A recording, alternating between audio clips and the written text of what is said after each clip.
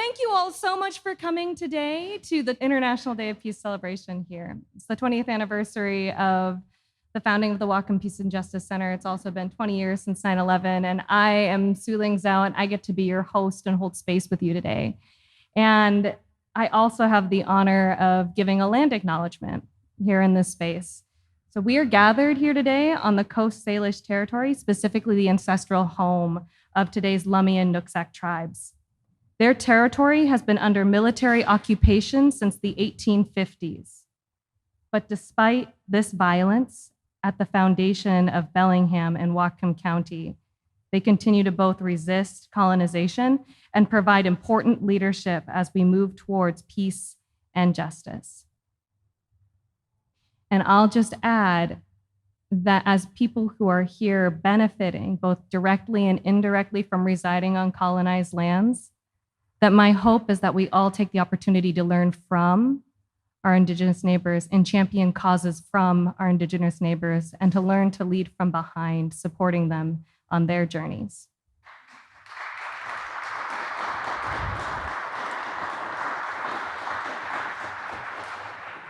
So we're here honoring 20 years of peace and justice with the Whatcom PJC.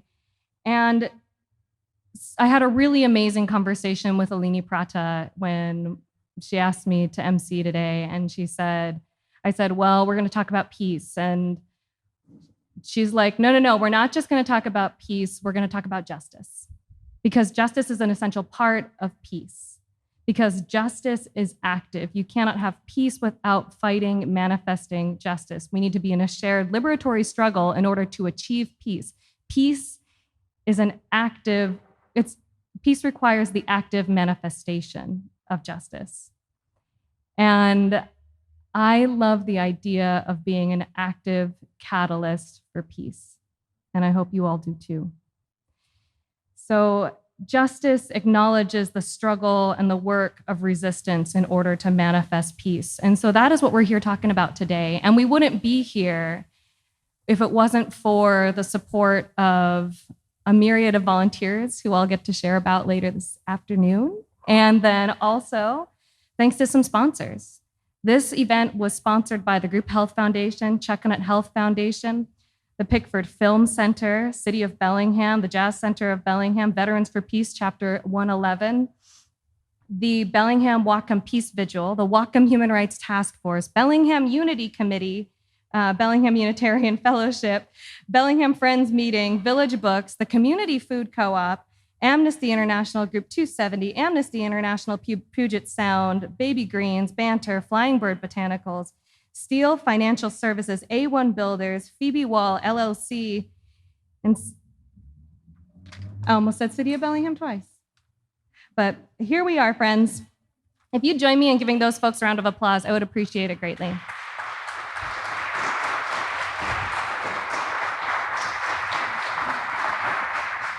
So we're here today. This is the biggest fundraiser of the year for the Whatcom Peace and Justice Center.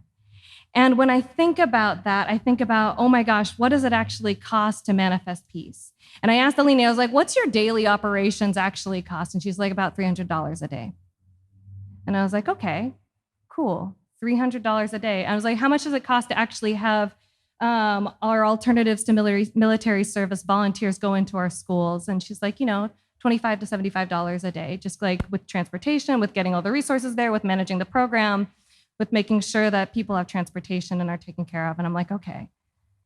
And then I was thinking to myself, what is the impact of the Whatcom Peace and Justice Center on my life? And some of you know that over the last couple of years, I have had the opportunity to work with community organizers on trying to actualize a Whatcom Racial Equity Commission.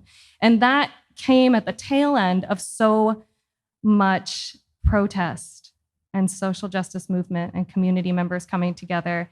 And I remember at every single one of those Black Lives Matter marches, at the peace vigils, at the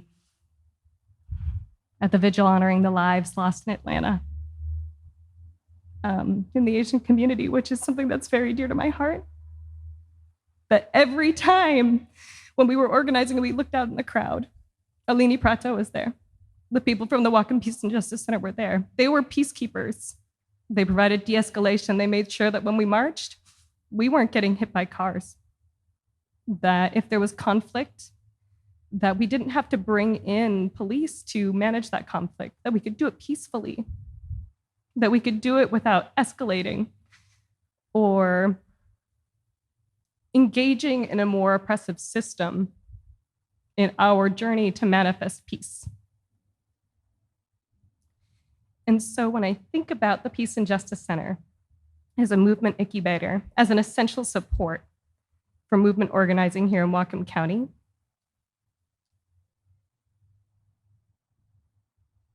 I look forward to the next 20 years because this is generational work, right? The work I do, the work that my elders have done, the giants whose shoulders I stand on, the work that they've done is only to make it so I can build my shoulders out better for our next generation to stand on, for my daughter to continue a liberatory struggle. And we need these spaces that are not neutral in the face of injustice, that are actively engaged in a peaceful struggle, that choose to be on the right side of history. And so my ask to you is to consider how you'd like to engage with the center and to maintain this essential resource here in our community. Whether it's your love of the Alternatives to Military Service program, or if you want access to that, to the library, that's absolutely incredible in that space. Or if you're having a press conference, or if you know that you just want to bring young people together or older people together or multiple generations together to say, hey, let's figure out how we move something forward in a space that feels comfortable and safe for us.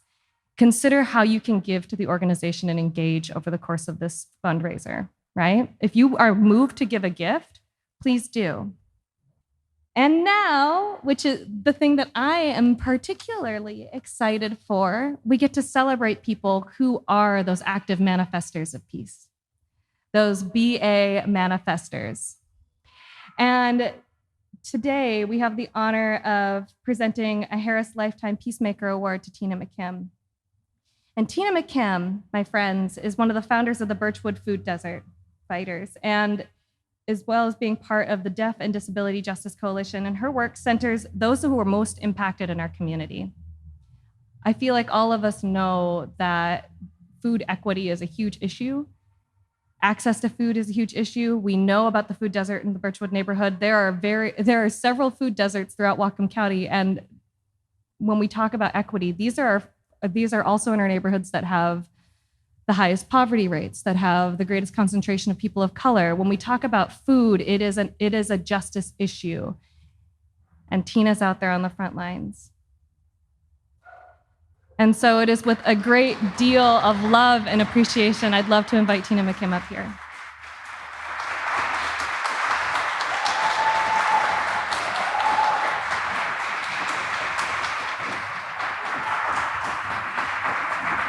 Thank you.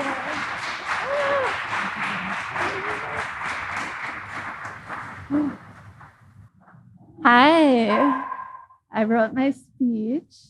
I'm going to get it out because my dress has pockets. Thank you. Thank you, Sue.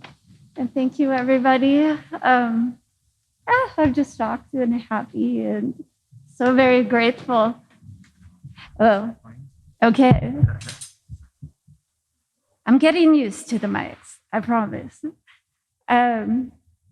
So this speech was pretty much inspired by an angry phone call we got yesterday. So I kind of decided that that would be my lead-in. Climate change, the global pandemic, and wealth hoarding by the 1% are fueling greater displacement and scarcity in our communities. I want to talk a little bit today about some of how our local governments are responding with structural and physical violence to these crises, and how we can move towards a governance based on values of interdependence, dignity, and mutual care.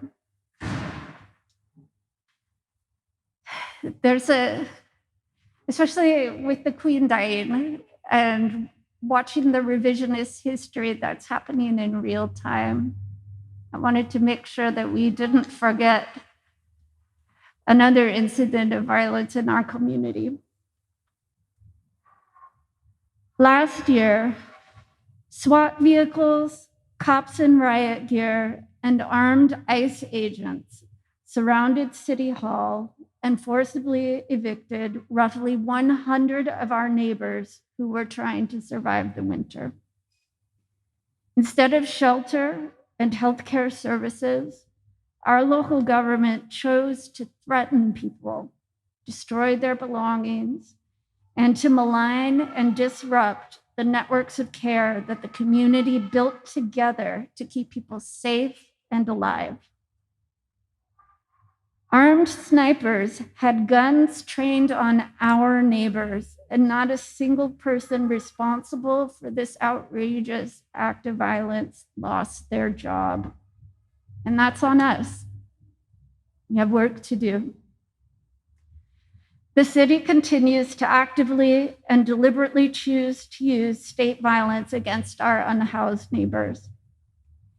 Where we could provide increased emergency shelter and essential services, our government chooses to spend millions to have cops chase people around the city, taking away more and more survival resources from these neighbors each time. This creates greater desperation and despair, as well as greater tensions between housed and unhoused neighbors. A cycle of violence reproducing itself ever larger at each turn. Without action, the number of us who will lose our homes will only continue to rise. The pandemic and its disabling effects continue to rage on, and rents continue to skyrocket. Climate change-fueled disasters such as flooding are displacing families more frequently than ever. Marginalized communities, especially the poor, Latinx, Indigenous, and disabled here, are disproportionately affected, further exacerbating systemic oppressions and inequity. The lines for food at Birchwood Food Desert Fighter food shares are longer than ever. People are struggling to afford the basics. And what did the mayors of every city in Whatcom County do? Sign a collective statement prioritizing a new and larger jail. The jail is expected to cost over $100 million, and the mayors want to pay for it in part by diverting $20 million of the county's COVID relief funds. They want to use those funds not to protect the children of our communities by fixing ventilation in schools, or to build COVID-safe shelter for our unhoused neighbors, or even to increase healthcare access in a county with only one small and very religious hospital. Sheriff Elfo has even discussed the possibility of collaborating with ICE to fund the jail, casually dismissing the terror the agency wields against people of color in our community every day. Everyone acknowledges that most of the people currently incarcerated there are there due to addiction or mental health crisis, as if putting people in cages was a cure. I ask you to imagine what the community could look like and be like if those same mayors instead demanded that we build easily accessible healthcare facilities to provide mental health care and addiction treatment. What if instead of spending $37 million on the Bellingham Police Department, we used a huge chunk of that money for safe camping and parking areas, tiny home villages, trash services, porta potties, the basics? What if we use some of the $18 million sheriff's budget to build neighborhood food hubs where all people had easy, dignified access to culturally appropriate foods? What if we continued to insist on community care at an even deeper level and enacted measures to keep our food, healthcare, and housings out of the greedy hands of private equity firms and corporations, and all people could afford to live and care for their families comfortably? We survive and we thrive by dreaming big. The more compellingly beautiful our vision for a beloved community, the broader our base is to fight back, and the more of us there are to build the world that we want to live in, where we all survive and thrive. So be bold. Fight for the best versions of your dreams. Listen to and follow the leadership of those most impacted in every issue. And as Arundhati Roy says, another world is possible. Thank you.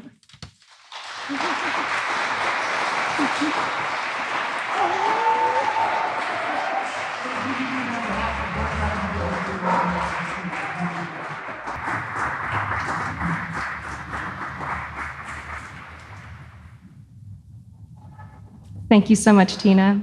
And thank you so much for that reminder to be bold. The next award that we have for today is a new award. It's the Dottie Dale Youth Peacemaker Award. And this is the first year that we are giving one of these away to our young people, to this next generation of people manifesting change. And this year, we're bringing up Kwastlmut, who is honestly someone I get to watch periodically through the power of social media and the internet and think to myself, my goodness, when do I get to grow up to be like her? If you're unfamiliar, she's one of the co-founders of White Swan Environmental. She was instrumental in the startup of Whatcom Intergenerational High School. She is an innovator, and she is a leader that advocates for Indigenous cultural ways and that those things be included in our curriculums. She's so inspiring for her work, changing and shaping the next generation of leaders, while being part of that next generation of leaders at the same time. So thank you so much. I'd love to welcome to the stage Kwastlmut.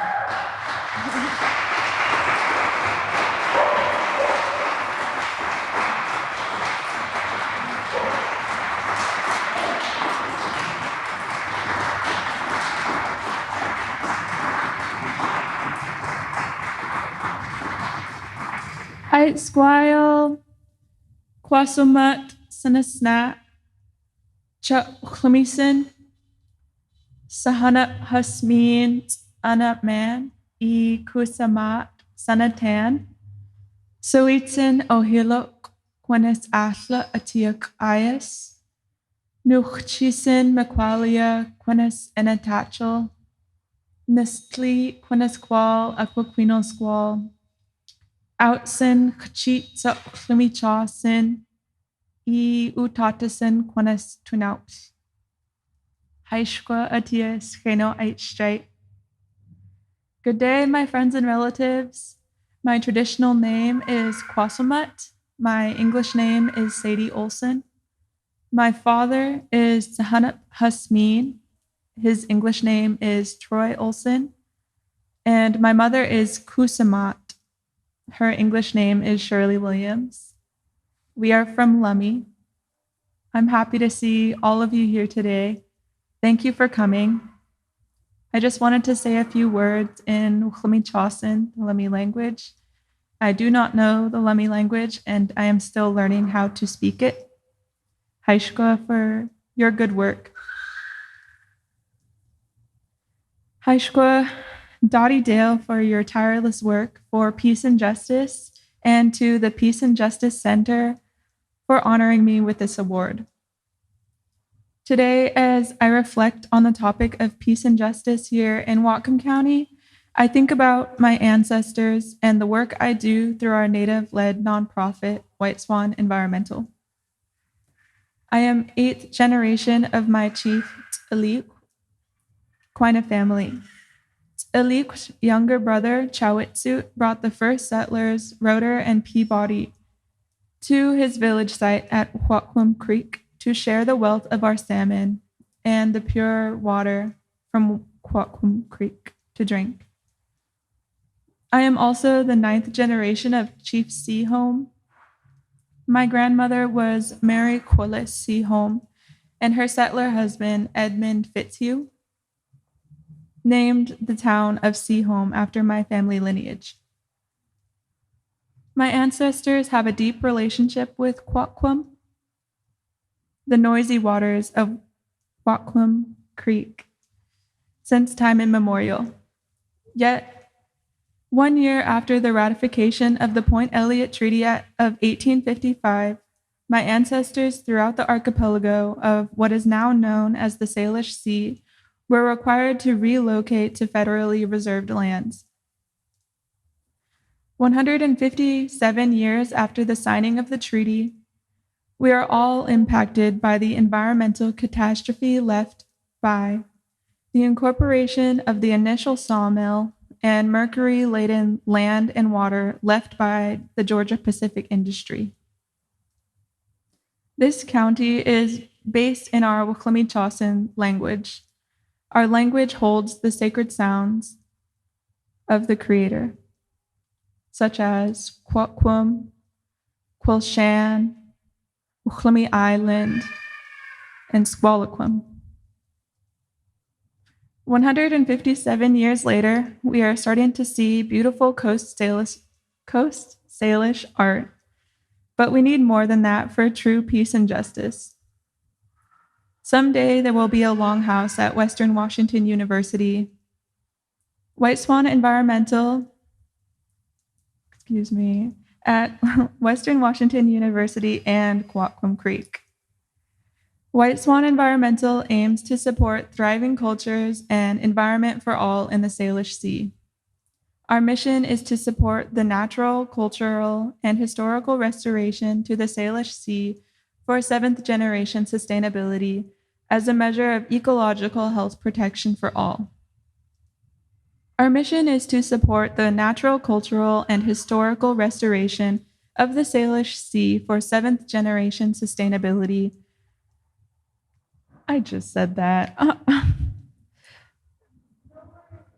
Our vision is to see 7 longhouses in the San Juan Islands and 7 longhouses in the Gulf Islands for a K through PhD, mountain to sea, reef to reef, Coast Salish Tribal Heritage Field Institute that is Indigenous-led.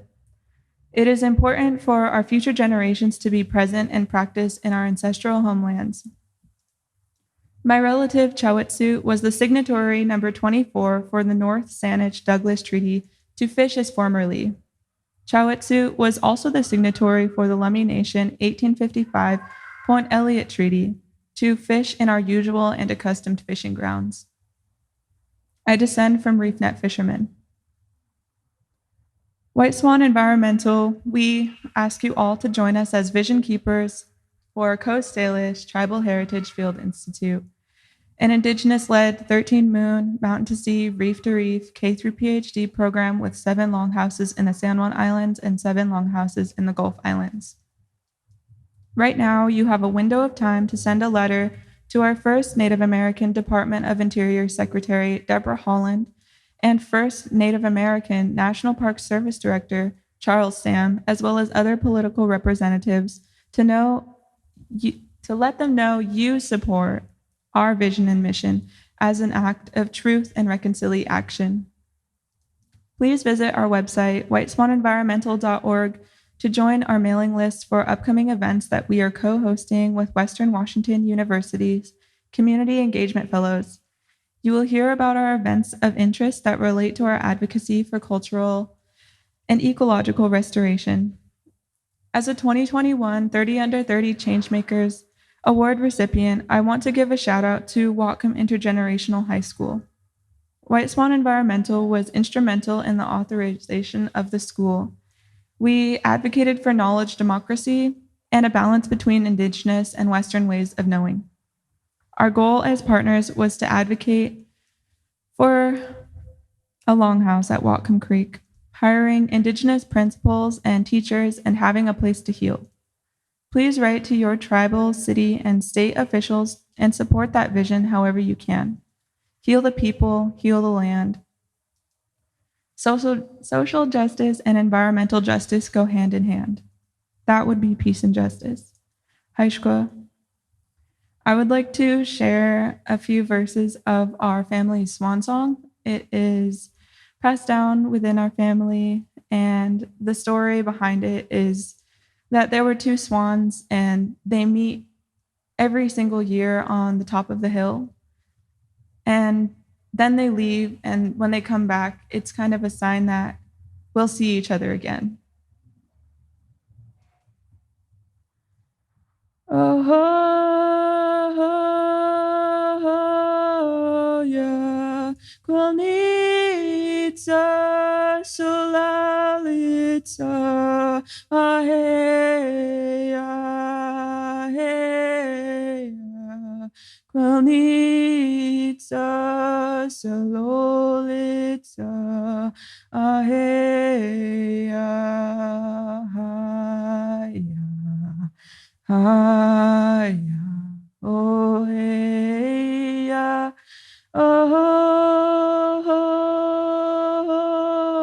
yeah, Kwastlmut, Sulalitsa, ahey, ahey, Kwastlmut, Sulalitsa, ahey, ahey. Haya, oh hey, dos quayos, tasman, oh dos quayos, tasman, oh dos quayos, tasman, oh dos quayos, tasman, oh dos quayos, tasman, oh dos quayos, tasman, oh.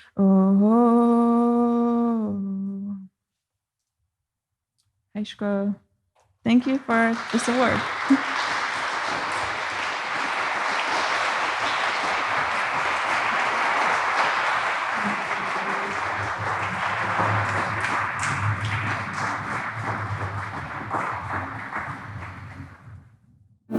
Dos, três.